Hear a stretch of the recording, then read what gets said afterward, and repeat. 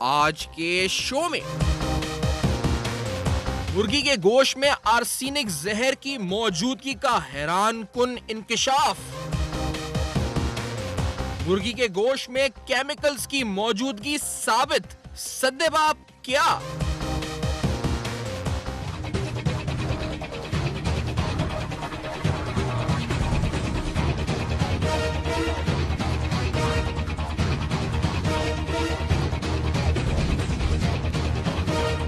Arsenic से आलूदा मुर्गी के गोश्त का इस्तेमाल क्या इंसानी सेहत के लिए महफूज? मोहलिक अमराज का बाइस बनने वाले खतरनाक केमिकल्स हमारी ग़िज़ा का हिस्सा कैसे?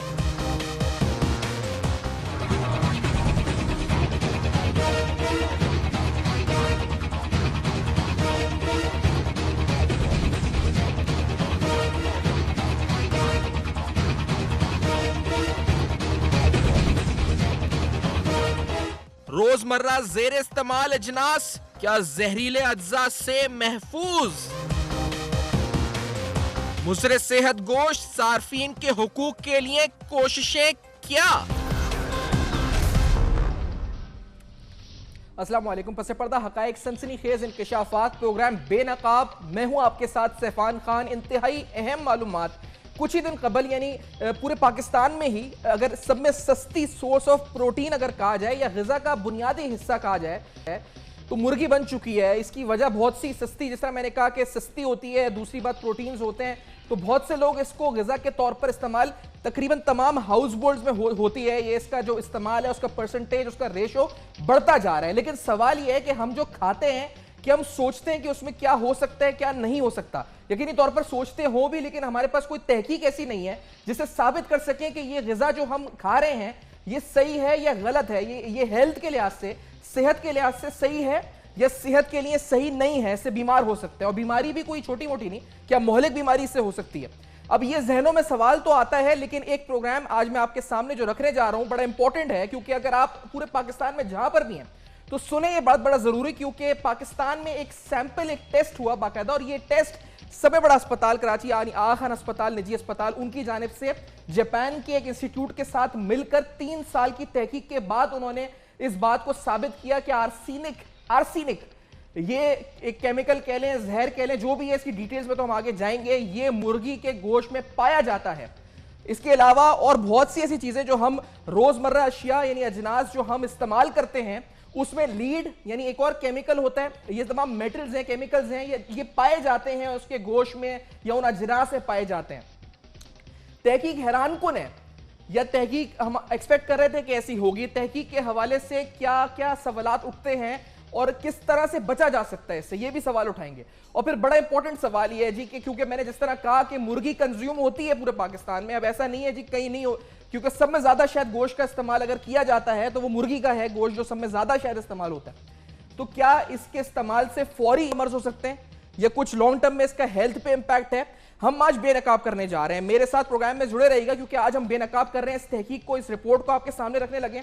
और इस रिपोर्ट को जिन्होंने इन्वेस्टिगेट किया, जिन्होंने रिसर्च की जापान के साथ मिलकर, वो भी प्रोग्राम में साथ मौजूद होंगे। उनसे भी जानेंगे कि तहकीक में बात सामने आखिरकार क्या आई थी और कितनी मुज़र सेहत इस वक्त ये मुर्गी है जिसको हम कंज्यूम करते हैं। आज के प्रोग्राम में बेनकाब ये सब कुछ होने जा रहा है। मेरे साथ रहेगा ये रिपोर्ट और कुछ और डिटेल्स इस ब्रेक के बाद मेरे साथ अब तक पर आपके सामने बेनकाब हाजिर करने लगे।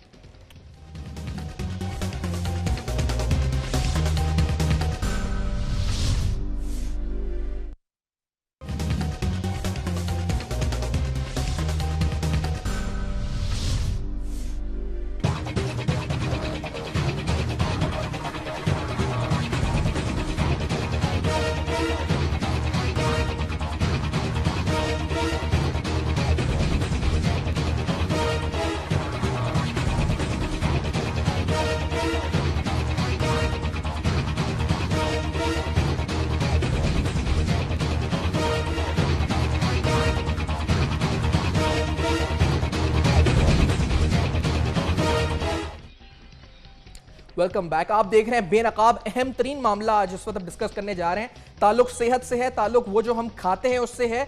बात चिकन की हुई है, मुर्गी के गोश्त की हुई है। कुछ ही देर कबल मैंने आपको एक रिसर्च रिपोर्ट का जिक्र किया है, जो एक रिसर्च 3 साल के बाद मुख्तलिफ सैंपल साइजेस कलेक्ट किए गए और उन सैंपल साइजेस की बुनियाद पर इस बात का अंदाजा लगाया गया कि जो चिकन हम खाते हैं उस चिकन के अंदर कितना आर्सेनिक शामिल होता है, कितना लीड शामिल होता है। इसके अलावा जो अजनास जिनका इस्तेमाल हम करते हैं उसमें किस हद तक इन केमिकल्स या ये पॉइजन या जो भी लेके जिसका टॉक्सिक असरात होते हैं वो पाए जाते हैं इनके अंदर। ये बड़ा इंपॉर्टेंट सवाल है और इसको बेनकाब आज हम करने लगे हैं। और यकीनी तौर पर इसका असर क्या हो सकता है सेहत पर। एक सवाल, खाने के लिहाज से चिकन का जो गोश्त हम कंज्यूम करते हैं उसको क्या हम रोक सकते हैं? हमें रोक देना चाहिए फौरी तौर पर? करना क्या चाहिए? रेगुलेशन लानी चाहिए? क्या होना चाहिए? हम ये भी सवाल उठाएंगे। मेरे साथ प्रोग्राम में जनाब कोकब इकबाल साहब जो कि कंज्यूमर एसोसिएशन ऑफ पाकिस्तान के चेयरमैन हैं, हमें कराची में ज्वाइन कर रहे हैं क्योंकि सार्फिन का मसफिर हमें खुसूसी तौर पर, यानी आगा खान अस्पताल ने ये रिसर्च की थी। आगा खान अस्पताल और मैंने कहा जिस तरह के एक जापानीज इंस्टीट्यूट भी, यूनिवर्सिटी भी शामिल थी इसके अंदर, इस 3 साल की तहकीक में।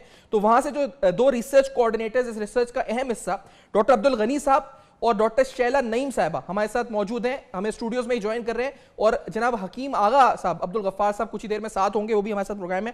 बहुत शुक्रिया तमाम शख्सियात का जिन्होंने ज्वाइन किया। डॉक्टर अब्दुल गनी साहब, सर क्या मामला है, ये आर्सेनिक होता क्या है पहले तो ये बताएं, और ये मुर्गी में कैसे पाया जाता है? रिसर्च 3 साल क्या किया आपने? मुर्गी खानी चाहिए हमें नहीं खानी चाहिए? बड़े सवाल आ रहे हैं जहन में मेरे।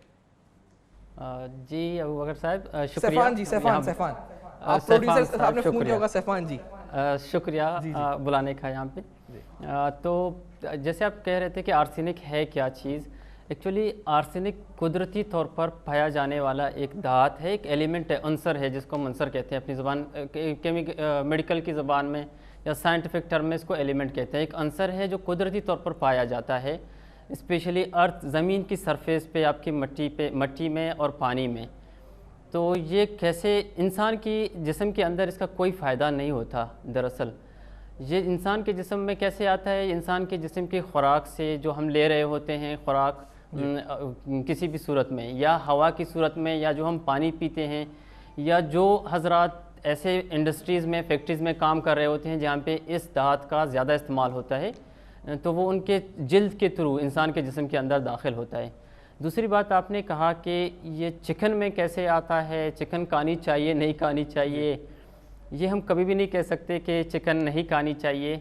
अलबत्ता जो सवाल कि चिकन में कैसे आता है वो इसलिए आता है, रिसर्च के मुताबिक, हमारी रिसर्च के अलावा दुनिया में भी जितनी तहकीक हुई हैं कि आजकल जो पोल्ट्री में चिकन यूज़ हो रहा है, इसकी जो ग्रोथ हो रही है उसको हम फूड देते हैं, उसकी फीडिंग ऐसी चीज़ों से कर लेते हैं, ऐसे फीड एडिटिव कर लेते हैं जो ऑर्गेनिक फूड नहीं है, उनके लिए भी ऑर्गेनिक फूड नहीं है। एक तो इंसान की ऑर्गेनिक फूड होती है, खुराक होती है, एक एनिमल्स की। उस फूड में जो चिकन की फीडिंग होती है उसके लिए चिकन की सेहत को बरकरार रखने के लिए एक तो उनके खुराक में हम एडिटिव्स डालते हैं, अजाफी चीज़ें डालते हैं, और वैक्सीन के तौर पर उनकी वैक्सीनेशन के लिए कोई चीज़ डालते हैं इंजेक्टेबल फार्म में, या उनकी खुराक में जो चीज़ें डाल रही होती हैं। तो चिकन में यूजुअली रिसर्च डेवलप्ड कंट्रीज़ में, जो तरक्की याफ्ता ममालिक हैं, उनमें भी यही पाया गया था कि जो फूड के चिकन की खुराक है उनमें ये आर्सेनिक उनके खुराक में मिलाया जाता है। जो चीज़ उनकी खुराक है वो आर्सेनिक का मकसद यही होता है, आर्सेनिक बेस्ड इंजेक्शन का मकसद यही होता है कि उनको बीमारियों से बचाना और उनकी ग्रोथ को बढ़ाना। जो नॉर्मल ग्रोथ होती है उसको कई गुना बढ़ाने के लिए उनको जो फूड एडिटिव्स देते हैं तो उनमें मिलाया जाता है अक्सर ही। अच्छा, ये मिसाल के तौर पर गनी साहब आप कह रहे हैं कि ये फीड में शामिल किया जाता है और फीड के जरिए फिर ये चिकन में शामिल होता है, फिर हम जो चिकन कंज्यूम करते हैं उसमें आर्सेनिक होता है। तो सर इसका कोई सेफ्टी लेवल, यानी आर्सेनिक होना चिकन के अंदर कितना सेहत के लिए खराब है? एक इंसान जो कंज्यूम करता है चिकन को, उसके लिए कितना खराब है ये, मतलब ये आर्सेनिक अगर चिकन के अंदर है तो? लेकिन दुनिया में इस वक्त जो स्टैंडर्ड्स हैं, आर्सेनिक एक ऐसा धात है, पहले मैंने कहा था कि इंसानी जिस्म में इसकी कोई ज़रूरत होती ही नहीं है, ये किसी भी खुराक में होना नहीं चाहिए, लेकिन फिर भी दुनिया में इसका लेवल रखा गया है कि इतना लेवल होना चाहिए जो कि मतलब वो है काबिल भरोसा है या इंसानी सेहत के लिए इतना ज़्यादा नुकसानदेह नहीं है। इंसानी जिस्म में आर्सेनिक के जो नुकसानात हैं, मैंने पहले कहा था, वो लोग जो किसी इंडस्ट्रीज़ या फैक्ट्रीज़ में काम कर रहे होते हैं, बहुत हाई मिकदार में उनकी एक्सपोजर होती है, वो तो उसका एक्यूट फ़ौरन रिएक्शन हो जाता है। बिल्कुल पॉइज़न है, आर्सेनिक एक पॉइज़न है। लेकिन जो खुराक में मिली हुई है उससे ये होता है कि हम लॉन्ग टर्म उसके एक्सपोजर से थोड़े थोड़े मकदार में हमारे जिस्म में जा रहा होता है ये, उससे ये होता है कि जो उसके जो मेन वो हैं नुकसानात हैं वो जल्द पे और उसके हमारे फेफड़ों पे, हमारे गुर्दों पे, ये इसका मेन नुकसान ये है कि कैंसर खास करता है। अच्छा। इंसान के जिस्म पे स्पेशली जल्द पे ये जल्द की कलर को चेंज करना शुरू कर देता है। डिफरेंट एंजाइम्स और डिफरेंट जो हार्मोन्स के साथ इसका रिएक्शन हो जाता है और जिस्म की सेलुलर जो नॉर्मल जो जिस्म की ग्रोथ होती है उसको ये बढ़ाने में अपना किरदार अदा कर देता है। ये आप ये कहते हैं इन शॉर्ट अगर मैं कहूँ तो ये आर्सेनिक जहर है बेसिकली, और ये जहर मुर्गियों में पाया जाता है और अगर इसको हम कंज्यूम करते हैं तो इसका फौरी तौर पर तो नहीं कि फौरी तौर पे असर हो, लेकिन लॉन्ग टर्म में असर है हमारे फेफड़ों पर, कैंसर, जल्द की बीमारियां, दीगर असरात इसके हैं, मौलिक असरात। दिल पे भी असरात हैं, दिल पे भी असरात स्पेशली हमने बच्चों में इसलिए किया था कि बच्चों के दिमाग पे भी इसके असरात हैं, बच्चों के गुर्दों पे और बच्चों के दिल पे। हमारा पर्पस दिमाग पे था लेकिन इसके दूसरे जितने भी आज़ा हैं सब पे असरात हैं। और बड़ी इंपॉर्टेंट रिसर्च आपने की है। अब ये डॉक्टर शैला साहब, मैं ये क्योंकि बच्चों का जिक्र हो गया, तो जो बच्चे पैदा होते हैं तो उनके अंदर के ब्लड लेवल में चेक किया जा सकता है कि उनके खून में कितना आर्सेनिक है, पहले से कितना लेवल होना चाहिए, कितना है, ज्यादा है? ऐसा तो नहीं कि जो बच्चे पैदा हो रहे हैं उनमें ऑलरेडी आर्सेनिक बढ़ा हुआ है, उनका लेवल बढ़ा हुआ है आर्सेनिक या लीड का उनके खून में? डॉक्टर साहब इसमें ऐसा है साहिब कि जो जब हम बच्चों में न्यू बॉर्न की बात करते हैं तो अगर हम न्यू बॉर्न की हेल्थ को देखना चाहते हैं तो उसमें हमारे पास एक बहुत अच्छी पॉपुलेशन होती है जिसको हम कहते हैं प्रेग्नेंट वुमेन। तो अगर हम प्रेग्नेंट वुमेन के ब्लड को देख लें ड्यूरिंग हर प्रेगनेंसी कि उसके ब्लड में कौन सी चीज़ कितनी मिकदार में पाई जाती है, जैसे अभी हम आर्सेनिक की बात कर रहे हैं और जैसे दूसरी धातें हैं जैसे लेड है या कोई और भी अगर आप चीज़ देखना चाहें, तो ऑब्वियसली जो माँ के जिस्म में होगा वो तो बच्चे के जिस्म में जाएगा। ठीक है, तो वो हमें एक प्रॉक्सी इंडिकेटर हो सकता है कि अगर माँ के जिस्म में आर्सेनिक की मिकदार इस हद तक मौजूद है जो कि अल्टीमेटली बच्चे को इफेक्ट कर सकती है, तो आप यूँ समझ लें कि ड्यूरिंग प्रेगनेंसी ही वो जो बच्चा है उसके अंदर माँ से ही वो चीज़ आना शुरू हो जाती है। एंड लेटर ऑन जब बच्चा पैदा हुआ वो ऐसे इन्वायरमेंट में पैदा हुआ जहाँ पे ऑलरेडी आलूदगी है और दूसरी धातें हैं उनका इस्तेमाल हो रहा है, तो ऑब्वियसली कि उसके अंदर फिर ग्रेजुअली वक्त के साथ साथ उसके अंदर वो चीज़ भरना शुरू हो जाएगी। अच्छा। जिसको कहते हैं लॉन्ग टर्म एक्सपोजर। तो अगर हम देखें तो हम ये प्रेगनेंसी से ही चेक कर सकते हैं कि जो बच्चा है उसमें कितना आर्सेनिक है और with the passage of time after 10 years या 12 ईयर्स वो उसमें कितने चांसेस हैं कि वो आर्सेनिक की वजह से। अच्छा, और आपने जो रिसर्च की है ये कराची शहर, गंबट, ये दो जगहों से आपने सैंपल्स कलेक्ट किए, मुर्गी के गोश्त आपने लिए हैं जगह जगह से जाके, क्या किस तरह किया है?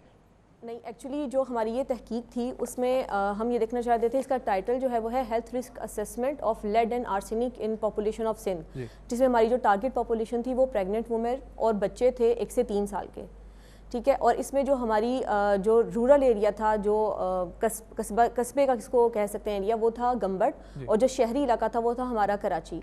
जो चिकन की हमारी जो फाइंडिंग आई है, आप यूँ समझ लें कि ये एक इंसिडेंटल फाइंडिंग है, और इसमें जो सैंपल्स लिए गए थे ये कराची की ही मार्केट से लिए गए थे, ये हमने गंबट से नहीं लिए थे इसके सैंपल्स चिकन के, जो कराची की मार्केट से लिए गए। और फिर वो जब असेस किए गए डिफरेंट जो हमारे पास बर्तन थे उसमें बना के, तो अल्टीमेटली वी केम अप के हमने जिस भी फॉर्म में चिकन को बनाया था, तो chicken was the only food जिसमें हमारे आर्सेनिक के लेवल्स जो थे वो बहुत ज़्यादा आए थे। अच्छा, सब में ये बड़ी खतरनाक बात है। कोका इकबाल साहब, सर आप ये सुन रहे हैं कि हम बेसिकली आर्सेनिक जहर चिकन में शामिल है और चिकन कंजम्पशन, सर सार्फिन यहाँ पे तो कोका इकबाल साहब जो आपकी जो middle income, upper income, average income, below income, यानी चिकन वो वाहिद गोश्त है जो अफोर्डेबल भी हो जाता है, टेस्ट के लिहाज से भी लोग लेते हैं कोका इकबाल साहब। तो सर ये तो बड़ा खतरनाक खबर है कि इसमें अगर आर्सेनिक मिला हुआ है, ये तो फेफड़े, गुर्दे, आपके दिल, दीगर अमराज पैदा कर सकता है। कोका साहब कितनी बड़ी न्यूज़ है, डेंजरस न्यूज़ है। सुफियान, आज एक बहुत ही अहम मौजू की आपने निशानदेही की है, और अरसा दराज से, क्योंकि पहले तो जो हमारी फार्मी मुर्गी अब यहाँ पे आ गई, फार्म की मुर्गी मिल रही है, देसी मुर्गियाँ तो नापैद हो गई हैं जो ऑर्गेनिक ग़िज़ा खाते हैं, इसीलिए कहते हैं कि लोग जो बीमार होता है उसको आप जो है फार्मी मुर्गी के बजाय देसी मुर्गी दें और देसी मुर्गी के अंडे खिलाएं। उसकी वजूहत ही यही हैं कि जो तहकीक हो रही है, और ये एक बड़ी तहकीक सामने आई है सुफियान के, जो हम ये देख रहे हैं कि आर्सेनिक एक जहर है, और जहर आलूदा मुर्गी हम हमारे पूरे मुल्क के सार्फिन खा रहे हैं।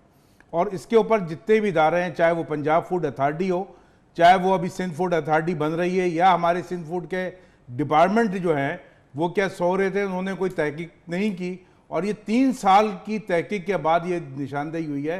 मैं समझता हूँ कि ये देखिए, इतनी ये जो जहर खा रहे हैं इसकी पोल्ट्री एसोसिएशन जो एक इसकी जो पोल्ट्री एसोसिएशंस है वो क्या खिला रही है। पहले वो जो चीज़ खिलाती रही वो भी हमने निशानदेही की थी, आपको पता है कि वो एक हराम जानवर का जो है वो फीड में उसका वो आमेज़िश शामिल थी, और इसके बाद अब ये चीज़ जो है सामने आई है।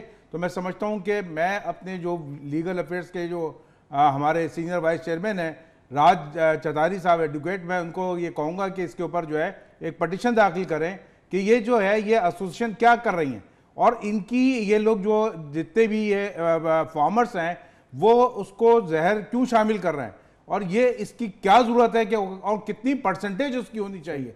बात यह है कि कोई भी चीज़ अच्छा, लेकिन गोगा साहब मैं एक बात यहाँ पे वजह जैसे डॉक्टर गनी साहब ने शुरू में कहा था कि हम ये नहीं कह सकते कि आप चिकन ना खाएं यहाँ पे बैठ के, लेकिन हम ये जरूर, ये जो रिसर्च सामने आई है जो डॉक्टर गनी और डॉक्टर शैला शेयर कर रहे हैं, ये कहती है कि इसमें लॉन्ग टर्म इफेक्ट आपके फेफड़ों पर, जिल्द के ऊपर, दिल के ऊपर, दीगर अमराज कैंसर के हो सकते हैं। तो गोगा साहब यानी अगर आपको सेहत चाहिए, आपको जैसे कहते हैं अपनी सेहत बेहतर चाहिए, लॉन्ग टर्म में चाहिए, तो चिकन का कंजम्पशन कम कर दिया जाए। ये मतलब ये तो हम इससे ड्राइव कर सकते नहीं कर सकते? जी देखिए, मैं समझता हूँ कि एक तो जो डॉक्टर साहब ने निशानदेही की, एक तो परसेंटेज, उसकी परसेंटेज कितनी होनी चाहिए अगर उसकी फीड में कोई शामिल करना है, कोई फीड में कोई उसके लिए देते हैं, इंजेक्शंस देते हैं या कुछ भी देते हैं, उसकी परसेंटेज क्या होनी चाहिए। यहाँ पे इस चीज़ों का ख्याल नहीं रखा जाता कि अगर वो -2.2% है तो उसको जो है 20% या 80% तक भी वो देते हैं, और वो देने वाले कौन है, वो जो उनके वर्कर्स लगे हुए हैं उनको ये पता नहीं होता कि उस ग़िज़ा में कितनी परसेंटेज किस चीज़ की शामिल करनी चाहिए। ये सब वो पैसे के लिए रहे साहब, यानी ये मुर्गी जल्दी बड़ी हो जाए और बड़ी होके यानी चूजा 10 दिन के अंदर मुर्गी बन जाए, मुर्गी बन के बेच दें उसको। अब यहाँ सिलसिला ये हो गया कि ये जो फार्म ही मुर्गी है, इसको पहले जैसे उसके 6 हफ्ते थे, 8 हफ्ते होते थे या कुछ और इससे ज़्यादा का पीरियड होता था, अब फार्मर्स चाहते हैं कि जल्द अज जल्द जो है हमारी मुर्गी परवान हो जाए और ये मार्केट में जाए और हमारा पैसा बाहर आ जाए। तो इसकी वजह से जो है सार्फिन को ये जहर खिलाने पे, क्योंकि अब आपने बताया जैसे, और ये सबको भी मालूम है कि देखिए वही एक हमारे पास मीट रह जाता है पोल्ट्री का, कि जिसको जो एक तो ये कि उसमें दस्तयाब है कि वाफिर मकदार में, और दूसरी तरफ ये कि जो हम अफोर्डेबल है सार्फिन के लिए। ये एक चीज और वजाहत डॉक्टर गनी साहब, अंडा जो होता है इस वक्त मुर्गी का, जो अंडा नाश्ते में, वैसे दोपहर खाने में, रात लोग कंज्यूम करते हैं आमलेट की शक्ल में, फ्राई अंडा मतलब बॉयल अंडा, तो ये अंडा भी इसमें शामिल हो जाता है या मुर्गी के गोश्त की बात सिर्फ हो रही है आर्सेनिक के हवाले से? गनी साहब कुछ चेक किया आपने अंडा जो उस पर है मुर्गी का, उसमें भी वही सब चीजें पाई जाती है नहीं पाई जाती? देखिए, अंडा को हमने चेक नहीं किया है, अंडे के बारे में हम कुछ नहीं कह सकते कि उसके अंदर इसकी मकदार है कि नहीं है, आर्सेनिक की मकदार है कि नहीं है।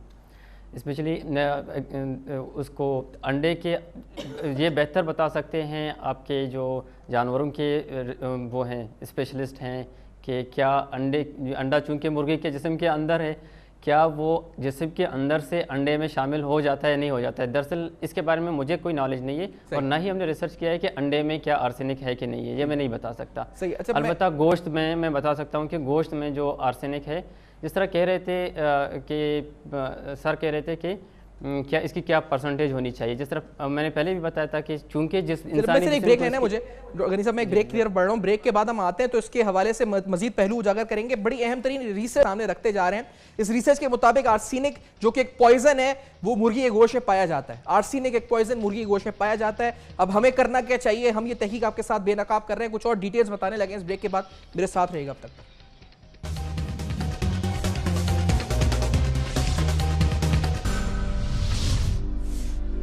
Chocolate biscuits iron rich energy के साथ।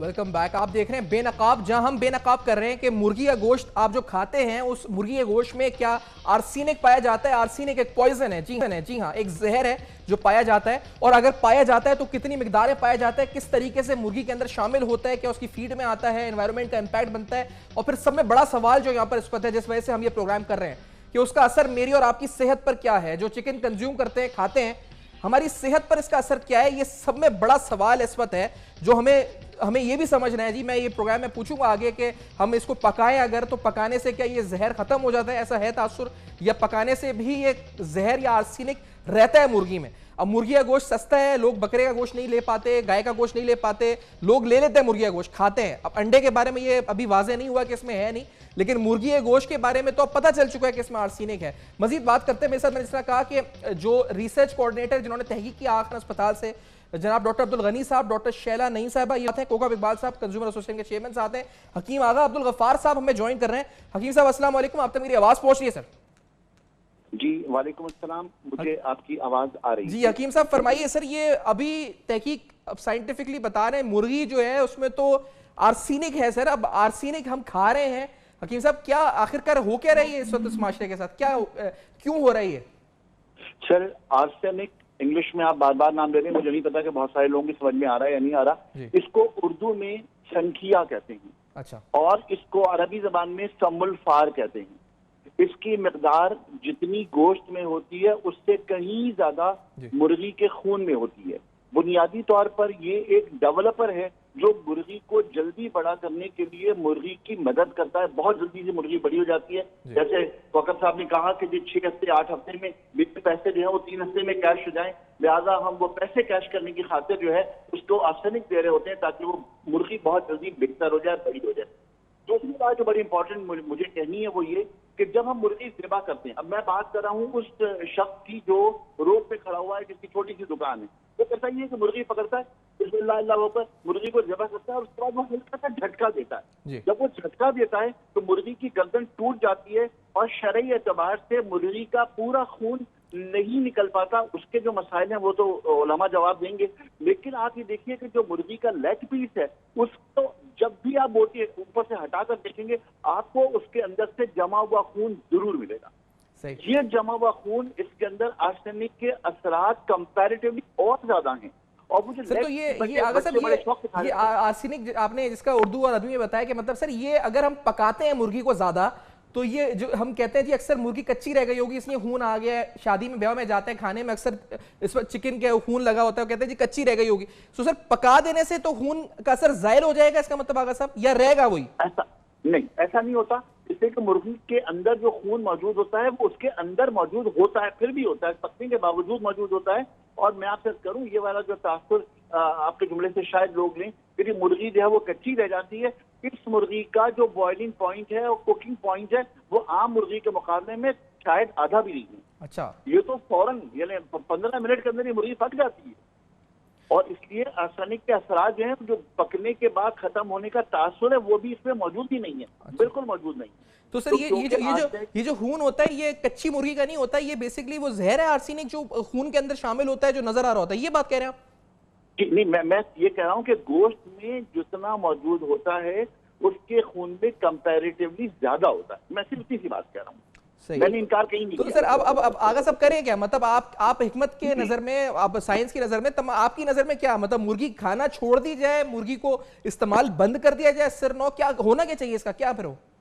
देखिए कौकर साहब ने जिस तरह कहा कि हमें जो है वो देसी मुर्गी इस्तेमाल करनी चाहिए और हमें ऑर्गेनिक मुर्गी पर आना पड़ेगा, ये हमारी मजबूरी है। उसकी वजह यह है कि जो ये संखिए का जहर है ये आहिस्ता आहिस्ता गुर्दे खराब करता है, गुर्दों के अफाल को खराब करता है। जिस तरह डॉक्टर साहब ने कहा, अब्दुल गनी साहब ने, कि ये कैंसर पैदा करने की सलाहियत रखता है। डॉक्टर शैला की रिसर्च भी इसको तस्दीक करती है। तो मेरी दरख्वास्त से वितनी सी है कि इन तमाम चीजों के साथ साथ एक चीज को जरा सा और एक नजर डालते हैं कि आज से 15-20 साल पहले के मुकाबले में आज डायलिसिस के पेशेंट कितने % पाकिस्तान में बढ़ गए। अगर उसके पीछे की कहानियां तलाश करने की कोशिश करेंगे तो आर्सेनिक की मौजूदगी जो चिकन में मौजूद है और हम व्हाइट मीट के नाम पर ये जहर खिला रहे हैं तो उसकी वजह से बहुत सारे मसाइल यकीन में पैदा हुए। ये बड़ी इंपॉर्टेंट बात आगा साहब ने की है। ये मैं ये गनी साहब से भी पूछना चाहूंगा, डॉक्टर गनी साहब। आगा साहब से मैंने पूछा सर ये तासुर है लोगों में जब बर्ड फ्लू के हवाले से आया था जी, और वैसे भी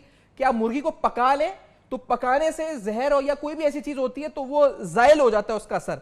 तो गनी साहब आपने तो क्योंकि रिसर्च कंडक्ट की है तो साइंटिफिकली क्या इसको बॉइलिंग पॉइंट पे ले जाने से या इस गोश्त को पका देने से क्या ये आर्सेनिक खत्म हो जाता है या नहीं होता? जी, ये मैं आपको आपके इल्म में लाना चाहूँ आपके नाजरीन के कि ये जो रिसर्च हमने की थी, ये एक चिकन को हमने पका के जाके टेस्ट कराया था लेबॉरेटरी में। ये एक कच्चा गोश्त नहीं था जिसको हमने जाके लेबॉरेटरी में वो करवाया था, इसकी एनालिसिस कराई थी। अच्छा। तो ये तज्जिया हमने किया था पके हुए गोश्त में, और ये पके हुए गोश्त के मिकदार हैं जो इतने ज़्यादा हैं, हमने सही। कच्चे और गोश्त सर, को आपने नहीं किया कितनी था। कराची के कितनी जगहों से आपने मुर्गी ली थी और उसको पकाया था? कितनी यानी सैंपल साइज आपका क्या था रिसर्च का? कराची के एक मार्केट से गुलशन, हमने एक्चुअली जो सराउंडिंग एरिया था हमारे इदारे का, वहाँ से हमने जाके सैंपल उठाए थे उसके चिकन के। और ये एग्जैक्ट नंबर ऑफ़ सैंपल्स हम इसलिए नहीं बता सकते कि ये कोई मतलब पॉपुलेशन नहीं है, नंबर ऑफ़ पर्सन नहीं है कि हम बता दें कि हमने कितने बंदे उठाए हैं या ठीक है, वो तो आपकी सेलेक्ट किए हैं रिसर्च या के औरतें पैरामीटर्स हैं, वो मैं नहीं मतलब पूछता। लोकल मार्केट में। लेकिन आगा साहब अगर साथ हैं, आगा साहब ये फिनोमेना पाकिस्तान में है खाली आगा साहब, हकीम साहब, या फिर ये पूरे दुनिया में भी होगा? सर पूरी दुनिया में जो इसका इस्तेमाल होता है, इसकी क्लास इस्तेमाल होती है, वो डिफरेंट होती है। पाकिस्तान में उसकी डिफरेंट क्लास है। यहाँ मुझे एक बहुत इंपॉर्टेंट बात कहनी है, वो ये कि हमारे जिस्म के जितने भी जहरीले मादे हैं उनको डिटॉक्सिफाई करने की जिम्मेदारी जो है वो हमारे लिवर की है। अच्छा, यहाँ जो बात मुझे लोगों तक पहुंचानी है वो ये कि लिवर सबसे ज्यादा सेंसिटिव ऑर्गन है, और हम लोग चिकन लिवर जो है वो मार्केट में बना करके बेच रहे होते हैं। खुदा के लिए इस बात का ख्याल कीजिए कि उस लिवर के अंदर आम, देखिए मैं 3 चीजों को क्लासिफाई कर रहा हूँ कि गोश्त में आर्सेनिक, डॉक्टर साहब ने तस्दीक कर दी कि उसने आर्सेनिक पके हुए गोश्त में हासिल किया। मैंने आपसे अर्ज की कि उसके अंदर जो कच्चा खून होता है, जो जमा हुआ खून होता है, उसके अंदर आर्सेनिक की मिकदार और ज्यादा होती है और वो लेग पीस में लाजमी होता है। मैं तीसरी बात ये कह रहा हूँ कि चिकन लिवर के अंदर आर्सेनिक की मिकदार सबसे ज्यादा होती है, बहुत ज्यादा होती है, इसलिए कि ये हमारे जिस्म के तमाम केमिकल्स का फिल्टर है। अगर इस फिल्टर के अंदर मसाइल पैदा हो जाएं और हम लोग जो हैं वो रोडों पे रख करके, क्योंकि चिकन लिवर बहुत सस्ता होता है, लोग चिकन लिवर खा रहे होते हैं। मैं सिर्फ ये वार्न करना चाहूंगा कि चिकन लिवर खाने वाले लोगों को बहुत सारे मसाइल मेडिकली पैदा हो सकते हैं। इसके लिए ये बड़ी इंपॉर्टेंट बात है। अच्छा डॉक्टर शैला साहबा, जिस्म यानी कौन से अमराज हैं जो चिकन खाने से, यानी अगर फौरी तौर पर तो नहीं, जिस तरह हमने कहा कि उसका असर दूर से लॉन्ग टर्म है, तो कौन कौन से अमराज डॉक्टर शैला साहबा, यानी अगर कोई चिकन खाता है और खाना छोड़ता भी नहीं है, ये प्रोग्राम के बावजूद भी वो खाता रहता है, तो इसमें अमराज यानी इससे बचने का तो कोई तरीका नहीं है? पहली बात तो ये कि कोई भी तरीका नहीं है कि इससे हम बच जाएं। अगर हम खा रहे हैं तो हम असर होगा हम पर, और असर होगा तो किधर किधर असर होगा, कौन कौन से बीमारियां खुदा ना खास्ता से हो सकती हैं डॉक्टर साहब? अच्छा, इसमें ऐसा है कि जैसे डॉक्टर गनी ने शुरू में बताया था कि अगर हम कोई भी अगर लोग जो हैं वो आर्सेनिक कंज्यूम करते हैं तो उसकी वजह से जो असरात होते हैं वो जिल्द पे होते हैं, गुर्दों पे होते हैं, जिगर पे होते हैं और फेफड़ों पे होते हैं। और इनका जो सबसे इम्पॉर्टेंट चीज़ है वो ये है कि जो संख्या है, जो आर्सेनिक है, ये एक कार्सिनोजन है, ये एक ऐसा एलिमेंट है जो कि कैंसर कॉज करवाता है। और जैसे हमारे पास एक लिस्ट है पूरे कार्सिनोजेंस की, तो उसमें आर्सेनिक भी पाया जाता है। और इसका जो सबसे एडवर्स हेल्थ आउटकम है वो यही है कि अगर इसको मुस्तकिल इस्तेमाल किया जाता रहे तो अल्टीमेटली क्या होता है कि एक डोज होती है, उस डोज के बाद आपकी बॉडी में उसके असरात आना शुरू हो जाते हैं। और जो धात है अल्टीमेटली जब वो एक लिमिट तक पहुंच जाती है और एक बंदा जो है उसमें ये भी चांसेस हैं कि वो कैंसर डेवलप कर सकता है, तो अल्टीमेटली वो उसमें डेवलप हो जाएगा कैंसर। तो इसका सबसे जो खतरनाक जो इसका आपने कहा कि हेल्थ आउटकम क्या है, तो वो कैंसर ही है जो इसके प्रोलॉन्ग यूज के बाद आता है सामने। अच्छा, तो और ये जो आपने कहा कि वो जो डोज लेवल होता है ये हर एक शख्स पे इंडिविजुअली डिपेंड करता होगा कि वो कितना कंज्यूम करे तो उसका असर हो जाए उस पर? मतलब आपने कितना कंज्यूम किया, जिस तरह से भी हकीम साहब ने बताया कि आपने कौन सा पार्ट उसका लिया या किस तरीके से आपने उसको कंज्यूम किया, पर डे आप ले रहे हैं, पर वीक ले रहे हैं, पर मंथ ले रहे हैं, कितनी कंजम्पशन है आपकी, तो ऑब्वियसली ये सब चीज़ें ग्रेजुअली अफेक्ट करती हैं।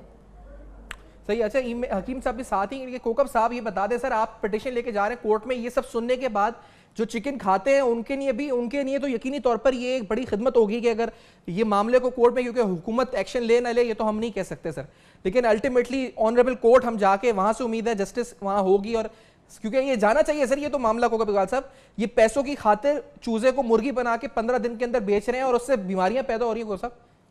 जी बिल्कुल, देखें एक जो हकीम साहब ने निशानदेही की, और दूसरी तरफ मैं सार्फिन को ये बताता चलूँ कि जो मेरी नॉलेज में है कि इसकी अलामत क्या है।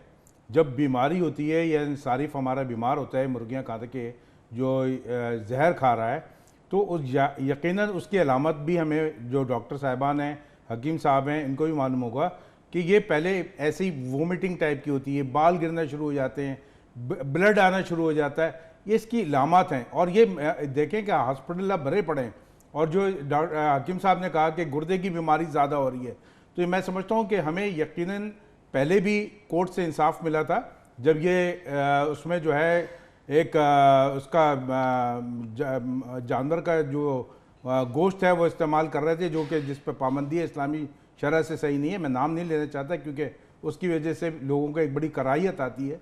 तो मैं समझता हूँ कि ये इसके ऊपर भी जो है हम इंशाल्लाह, पहले भी हमें इंसाफ मिला है और हम फिर दोबारा जो है ये जो फीड बना रहे हैं खुसूसी तौर पे जो चिकन के पोल्ट्री फार्म्स के लिए, मैं समझता हूँ कि हमें, और हमारी जो लायर टीम्स है इसके लिए मैं इंशाल्लाह कल ही जो है उनसे बात करूंगा और उसके बाद फौरी तौर पर हम एक्शन लेंगे।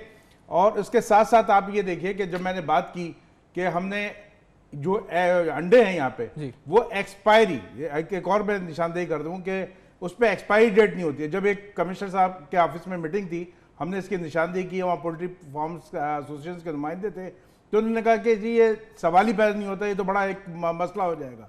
आप पूरी दुनिया में जो है एक्सपायरी उसकी डेट लगी होती है कि कब प्रोडक्शन हुई है, क्या हुआ है, वो यहाँ पे भी नहीं है।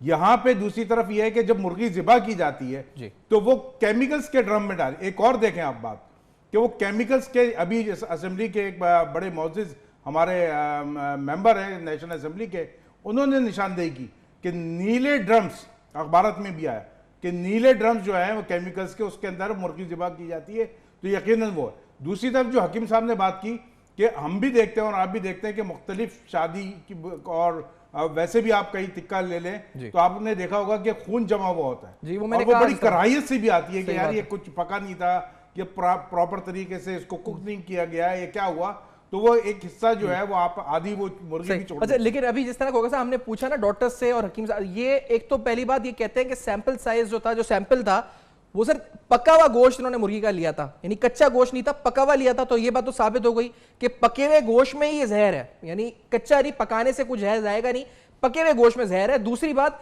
अगर आप फिर भी खाते रहते हैं तो एक लेवल आने के बाद खुदा ना खास्ता ये मामला कैंसर तक जा सकता है, खुदा ना खास्ता, जिससे अल्लाह ताला आपको बचाए, मुझको बचाए, हम सबको बचाए।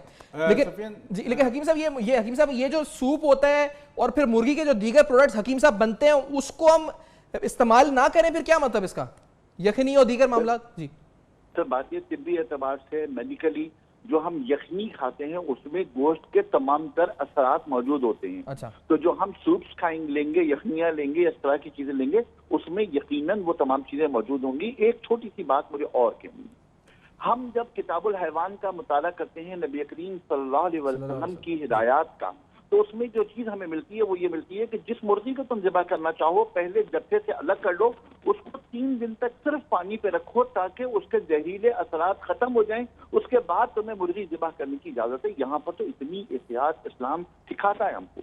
मेरी दरख्वास्त ये कि आज जो हमारे, मैं मेडिकल बात करूं कि आज जो हमारे केमिकल लगा रहे हैं, जो इंजेक्शन लगा रहे हैं, उस पर जो वार्निंग लिखी होती है, वो वार्निंग ये लिखी होती है कि इस इंजेक्शन को लगाने के बाद 72 घंटे तक मुर्गी को ज़िबा न कीजिए। और हम अल्लाह का शुक्र है रात को इंजेक्शन लगा रहे होते हैं और सुबह ज़िबा कर रहे होते हैं। आप यकीन कीजिए कि इस्लाम की तालीमात को देखिए और वो 3 दिन नबी करीम सल्लल्लाहु अलैहि वसल्लम फरमाते हैं और आज की मेडिकल रिसर्च कहती है कि 72 घंटे इंतजार कीजिए। यहाँ पर हम, मुझे ये दरखास्त लोगों से करनी है कि हमें ऑर्गेनिक चिकन पर जाना पड़ेगा, हमें ऑर्गेनिक चीजों को डेवलप करना पड़ेगा। सर देखिए, मैं मसला बता दूं सर, मसला ये है कि आप देसी मुर्गी की बात करते हैं तो देसी मुर्गी और बकरे का गोश्त या गाय का गोश्त, सर वो रेट फिर उधर चला जाता है जिधर वो एक आदमी किसी की इनकम लेवल अफोर्ड नहीं कर पाती। मतलब जो देसी मुर्गी है वो, एक तो देसी मुर्गी के अंदर भी क्या जाली है, इसलिए ये भी पहचान करना बड़ा मुश्किल हो जाता है लोगों का, फिर वो भी महंगी है सर, वो भी बकरे गाय के गोश्त से। आपकी बात बिल्कुल ठीक है, यकीनन आपकी बात ठीक है। सवाल ये है कि जो सस्ता गोश्त खाने के बाद जो मैं मेडिकल बिल में इजाफा कर रहा हूँ वो किसकी जेब से जा रहा है? ये बात तो वो है ना।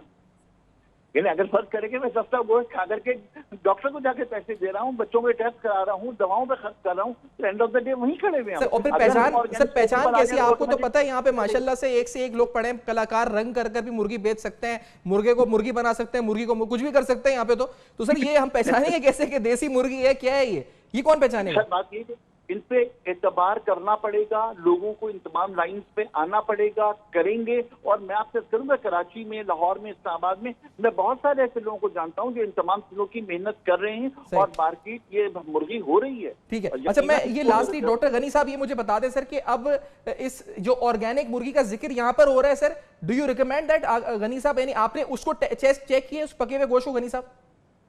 आप ऑर्गेनिक मुर्गी की बात कर रहे हैं। ऑर्गेनिक एक्चुअली मैं आखिर में बताना चाहूँ कि ऑर्गेनिक चीज़ उस खुराक को कहते हैं जिसमें कोई मसनूई चीज़ शामिल ना हो, जो कुदरती हो, उसको ऑर्गेनिक कहते हैं। जिस चीज़ में कोई चीज़ शामिल की जाए ना, वो ऑर्गेनिक फूड नहीं रहता। और दूसरी बात यह है कि हम इसको बंद, पहले मैंने कहा था हम मुर्गी खाना बंद इसलिए नहीं कर सकते कि ये सबसे सस्ता ऑप्शन है हमारे लिए गोश्त खाने का, और हमारे बच्चों की ग्रोथ के लिए गोश्त खाना जैसे सबको पता है ये बहुत ज़रूरी है। हम क्यों बजाय गोश्त मुर्गी खाने बंद करने के क्यों अपने कोई डाइटरी रेगुलेटरी प्रोग्राम्स को वो ना करें, सख्त ना करें।